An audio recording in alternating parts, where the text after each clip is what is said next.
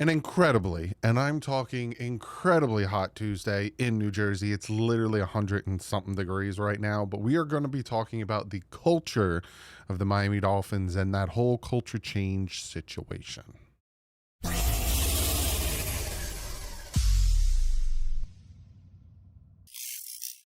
What is up, Finn fans? Yeah, literally. I'll show you right now. I'm recording this at midnight because that's normally when I work. But if you look on my phone at the weather for tomorrow, I don't know if you could see it. It's going to be 100 degrees tomorrow, then 96 on Wednesday, and then 76 on Thursday, 71 on Friday. What is this weather? So we're going to talk about the culture. Pro Football Talk has a little 6-minute piece that we're going to listen to. I'm not going to show because I don't feel like getting copyright claim. We're going to listen to it, we're going to react to, and all that stuff. But first, I have to address something. And I talked about it, I think Sunday or Saturday, that I found this. I was given this article. Somebody DM'd me and was like, hey, you need to make a video on this. And I was like, let me check out the article. I'm going to take full ownership of this. This is what the article looked like. Right? This is the article. Eagles new star thrilled in Philly sends 5-word message to fans. And then he says, this is the quote that I put on Twitter. Lamb told ESPN, blah, blah, blah. I've come to the realization that this is a fake article. Now, I need to own up to not doing more research into it, and it is 100% my bad. I take full ownership into it. I deleted the tweet. I made sure to clarify before I deleted the tweet because I'm like, let me get this out of here. I don't want to spread misinformation about Kendall Lamb that isn't true. Again, I saw Lamb told ESPN, and my brain was like, oh, all right, so this is from an ESPN video, whether NFL Live or whatever. Cool. No, Doug, you need to do better. You need to research it more, and you need to not go off of these janky sites. So I'm not going to blame the person who sent me the article and said you need to do a video. I do apologize. Should have definitely did more research into where this quote came from. That 100% is on me. Definitely learning from this, and I'm definitely going to do better going forward. I do apologize if this quote misled anybody. Again, that is obviously not my intentions. And even some people hit me up and they were like, where'd you get that quote from? And I sent this article. I was like, this is where I got the quote from. Somebody sent this to me. This is where I got the quote from.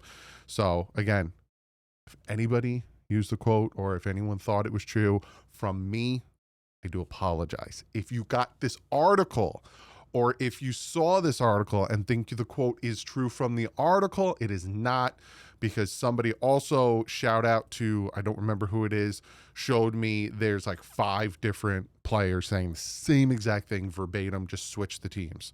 Like Amari Cooper said that about going from the Browns to the Bills, and a bunch of people have sent it to me. So shout out to those people helping me out. I need to be better. I need to do better. I will next time do more research, not just go off of the fact that it said Lamb told ESPN and think that is okay. And I do apologize. I wanted to make clarity on that. Some people asked me in the comments section on the last video, and I do want to put some clarity out there because, again, not my intentions at all. So I am sorry if I misled anybody, and I do want it. That's like the first thing I wanted to do in this video because we were all talking about the culture, and that kind of was a culture thing. I hate misleading people. I don't like being misled myself, clickbaiting and all that stuff. So when I get caught doing it, and if it's a dumb mistake on my end, I'm going to come on here, I'm going to own up to it, and I'm going to apologize to you guys and girls. So I am sorry if I misled you. I will do better next time, and I've definitely learned from my mistakes. Not mad at that person that sent me the article, but I'm going to do more research. So now let's go into the Pro Football Talk, or NFL on NBC, but it's Pro Football Talk. They are talking about what Tua said about the culture, and he said, are you not tired of what we've done these past 5 years? If you are, then why aren't we doing anything about it? And this is what they have to say. I haven't heard this yet, so this is a live reaction. Here's the thing. It feels like we hear this every year. The Dolphins are undergoing some sort of change. There's some sort of shift. There's some sort of this. There's some sort of that. At the end of the day, I want to know that they've taken to heart the criticism that has come from inside the house.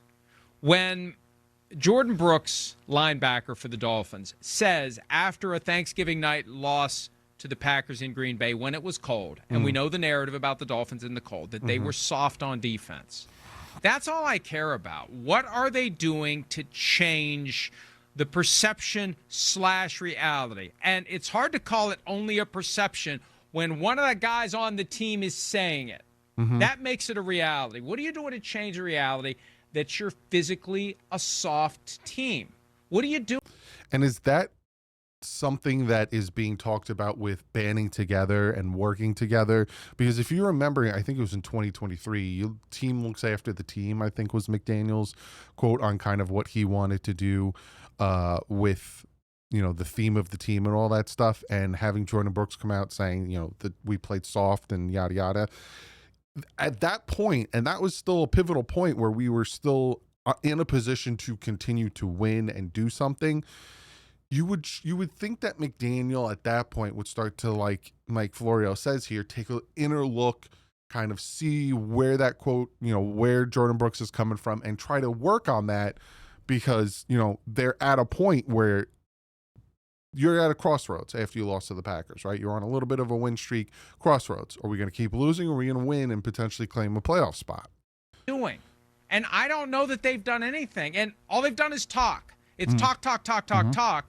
I want to see a different edge. I want to see a different attitude during, and I'm not saying they should start fights. I'm not saying that. But we know what their flaws are. They're a finesse team. They're not a tough team. And talking about it in June isn't going to change it for me. I got to see it in September, October, and specifically November and December. And I said that, and I've seen a ton of other Dolphins players, Dolphin fans say the same exact thing, right? It's nice hearing this. It's nice hearing Bradley Chubb say it. It's nice hearing Alec Ingold talk about it. It's nice hearing, you know, all these guys come out and say, yeah, we were softer last year and we're taking in on the culture and all that stuff, especially the, you know, the bigger paid guys essentially and the hopeful leaders of this locker room. But like Mike Florio said, and we all can agree to that testament, it's nice to say it. And how many times have we said it, right? You know, if you don't want to be labeled as soft, if you want to be this, you want to be that, it's a talking point. It's a true talking point. It actually comes from somewhere. You got to do something about it. And then they don't do anything about it. And then they don't turn that, you know, that road or, you know, whatever, and do better in the cold or do better against 500 teams. You know this story even better than you think you do, because it involves somebody who is on your who is a part of your favorite team, who is on the coaching staff of your favorite football team. I understand that Tua and Brian Flores didn't get along, as Tua told the world last year very definitively, hey, if your boss says you're horrible every time you come to work, are you going to feel good about yourself? And Brian Flores had to give a press conference to kind of respond to Tua's comments. So I'm not saying that Tua is asking for this now, but doesn't it sound like the Miami Dolphins need what Brian Flores was trying to give them? And maybe as a first-time head coach, he didn't do everything the right way. He didn't say everything the right way, but his intention was to take away any type of softness, any type of weakness that that he felt the Dolphins had, and to equip them where they could, hey, we can beat you in the beautiful sun of Florida, or we can go on the road. We can go to Green Bay, Pittsburgh, New York, any kind of cold weather environment and be successful. That's what they're looking for. They miss what Brian Flores was trying to give them. Maybe it was too early for Flores to do it. It was too early for the team to hear it, and it was too early for Flores as a first-time head coach to deliver the message appropriately. From what we heard, and I hate that we're talking about Brian Flores again, it was 4 years ago. From what we heard from players, and obviously some of them have, you know, backtracked their comments, like Xavier Howard, but like from Gesicki, like from Tua, like from, you know, other players on the defense as well, talking about how there was favoritism and this and that. I will go down by saying this. I think Brian Flores right now in the NFL is like top 3 best defensive coordinators in the NFL. You know, if he never was the Dolphins head coach, I would love for him to be the defensive coordinator. I think he's a great defensive minded coach, but I think he was a little bit maybe in over his head, or the situation that he was put in was a little bit too much. And by situation, that is, we want you to lose in 2019. That he kind of went about things the wrong way, maybe like he said, too aggressively, maybe, because you have coaches that are aggressive, that want you to be tough, that won't beat down your confidence and you know who you are as a player. And again, you could say too soft, you can say whatever you want, and I'm not going to sit here and say you're right or wrong. Obviously, we don't know the legit situation that happened between those two, but there's different styles. Obviously, this is a different type of NFL. We could see what's happening with Jalen Ramsey and Mike McDaniel.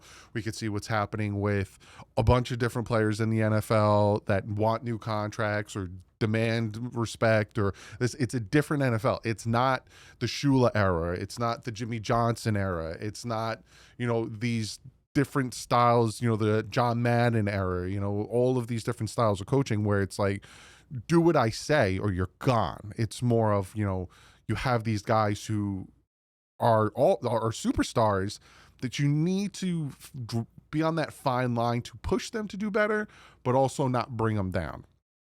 Do I agree with it or not? No, but that's where we're at in the NFL right now today. So with Brian Flores, it seems like he was trying too hard to make a culture change too quickly. Again, I'm just spitballing things, seeing if things will stick on the wall, because honestly, I wasn't in the building and I don't know. This is just going off of things I've heard from reporters and beat writers and quotes from players and stuff like that. So there's that possibility. Again, you have, you know, Patrick Graham, who left working with Flores to go do the same exact thing with the Giants. Why didn't he stick with Flores? You know, there's a lot of things that were going on there. But I think if Flores could go back in time, he definitely would do things differently. He obviously probably wouldn't have.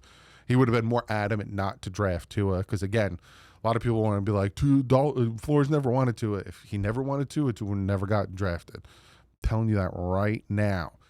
And if I could go back in the 2020 draft, I'm taking Tristan Wirfs at 5, because trenches. But that's my take on the whole Flores thing. Well, and what we saw in Miami after he left, and this is common for many teams, the pendulum goes from one extreme to the other with the coach. If you have a coach who is kind of an old school, hard ass, no nonsense, don't say a whole lot, Belichick style. I mean, after 15 years with Belichick, you can say I'm going to be my own guy. You don't realize how much you've become like him just by being with him all the time. So he's out. Where do they go? They go completely to the other end of the spectrum with Mike McDaniel. Touchy, feely, talks a lot. I don't know how. And that's where I'm talking about. You need that middle ground, right? Because Mike Flores is correct. We went from Flores all the way to McDaniel. We need to swing to the middle with like a John Harbaugh, with like a Mike Tomlin, with one of these guys who are going to get you to be tougher, but not to that extreme. How much he ultimately says, but he talks a lot. He's got a very good relationship with his players. Players coach, you know, positive, not a lot of conflict with his players. I mean, Tyreek Hill tells the world he wants out of Miami, and their solution is to have extensive meetings with him to get to the point where he decides he wants to stay. You know, other coaches are like, get the hell out if you don't want to be here. We'll move on. We want volunteers, not hostages, like Mike Tomlin would say. So I think you're right, and the problem is they overcorrected. And that's what the dysfunctional teams do. We have a coach that takes too far this way. Let's overcorrect with the next one. So now the danger is going to be, if Mike McDaniel doesn't make it in Miami, they're going to overcorrect with the next one, and that's going to reintroduce Tua to the days of hard coaching. And I got no problem with Tua not responding well to hard coaching. Not every quarterback, not every player. See, but here's the thing, and here's my pushback on that, right? Because, again, we don't know what happened between Flores and Tua. We obviously go off of what Tua said. Flores came out. He had a press conference where he apologized. But Tua Tagovailoa's college coach was Nick Saban. Like, Nick Saban literally made a player throw up on the field and then he made another player cry when he was the Dolphins coach. To say that Tua doesn't do well with hard coaching, I don't know if I believe that, right? Obviously, from what he says, maybe that's so, but you got Brian Flores, you got his dad who literally tied his right arm behind his back, forcing him to be a lefty quarterback. Like, do you honestly see these situations and think that Tua doesn't do well with hard coaching? That's where I'm like, I'm trying to put pieces together and they're not fitting, and it's just not making sense to me. Is going to respond to every coach the right way, and it's for the coach to That's right. modulate as needed. Best example, when Derek Carr inherited John Gruden, people that I know and trust, have known and trusted for years in the NFL, said, Carr's never going to make it. He's never going to make it with Gruden. Well, to his credit, Gruden changed his approach because Gruden knew, I can't be with Derek Carr the way I was with Chris Sims. Chris Sims could take it, Derek Carr can't. I got to act differently. So we'll see who the next coach is if it gets to that. But that's all the more reason that there's pressure on the Dolphins this year, because I think if it doesn't work this year, there's a very good chance they're going to have a house cleaning come 2026, because this whole, we're changing, and then the end result is always the same. At some point, ownership has got to say, we have to find a different way here. I think they can make adjustments, Mike, but I don't think they can change. No, not fully. Mike McDaniel can change the culture of the Dolphins. So they've spent so much time building something that was the anti-Flores program. Brian Flores, they did all their interviews. It wasn't a fit. I remember Stephen Ross saying that in a statement, and Chris Greer, hey, we're going in a different direction. So they bring in Mike McDaniel because of what he brings, that positivity that you talked about, that community feel and empowering players. And now if you change, that kind of undermines things too. Is that really who you are? I thought you told us a few years ago that this is who you are. So I think you can make adjustments and say, hey, this is where we're weak, guys, and we need to get a little bit better. But I don't see any radical turnover working with the Dolphins. I just can't imagine how that would be successful. So, and that's the video. So I will say this about the last thing he said. I don't think necessarily after they moved on from Flores, they hired Mike McDaniel because he was a player-friendly coach. This is going to sound harsh. And again, it's just my opinion. I think they hired Mike McDaniel, because he said that he could help Tua, and he has. Like, you can't not say he hasn't. You've seen Tua with Flores and then Tua without Flores. He's much better. But also, and again, this is gonna sound bad, I don't think they really had many other options. Now, I'm not crapping on McDaniel, and I talked about this when we were casting that net for a new head coach. They kind of pigeonholed themselves, and they kind of made that net they wanted to cast much smaller by saying you have to work with Tua and you need to keep Josh Boyer as your defensive coordinator. All of a sudden, you have head coaches that are like, no, I want complete control over my coaching staff, and I want to get the quarterback I want. If it's Tua, it's Tua. If it's not, it's not. And by doing that, by throwing that out there, they narrow their net down, and then they got a guy who was very ambitious, very driven, who's never been a coordinator. Obviously he was, but he never called any plays, and came in and said, I can make Tua better. And again, he has, but I think that's why they went with McDaniel. I don't think it had much to do with they were trying to go in the complete opposite realm of Brian Flores. But like they said, you need to recognize this in the ownership.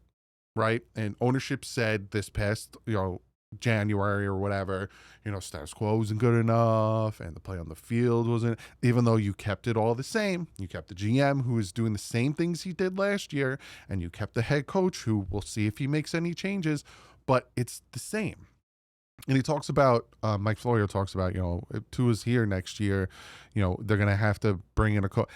And again, some people don't want to hear this, but if it gets to the point where Mike McDaniel is fired, I will be shocked if Tua is the quarterback next year for the Miami Dolphins, because then it means it got to the point where the wheels have fallen off, the season is down the drain, it's time to reset. Like me personally, again, you could disagree. I hope if you do disagree, comment below. Love chatting about disagreements. But also comment below. Do you think there can be a culture change? Obviously, I'm of the group of, nice to hear it, but I need to see it. What are your thoughts? Do you think it's going to happen? Do you not think it's going to happen? Are you in that group of, it's nice to hear it, I need to see it? Comment below. I will see you tomorrow.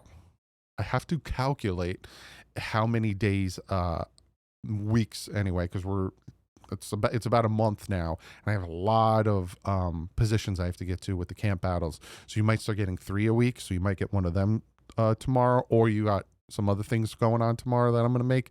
I don't know yet, but comment below. Let me know what you guys think. Again, big fat I am sorry for the misinformation on the Kendall Lamb quote. Again, in the future, I will do my damnedest to make sure that these websites that I am given and these articles that I am given to make reactions to are fully vetted.